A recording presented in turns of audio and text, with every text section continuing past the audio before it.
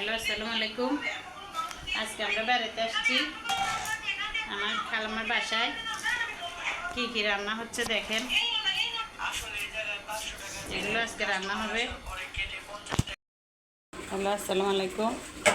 আজকে খালামার বাসায় বেড়াতে আসছি ঈদের পরে। কি রান্না হচ্ছে দেখেন, চিংড়ি মাছ দিয়ে, আলু দিয়ে, বরবটি দিয়ে ভাজি হচ্ছে। আর এদিকে গরুর মাংস রান্না হচ্ছে। এখানে ভর্তা তেলও দিছে, ভর্তা, এটাতে মাছ ভাজি, ডাল হচ্ছে, ভাত,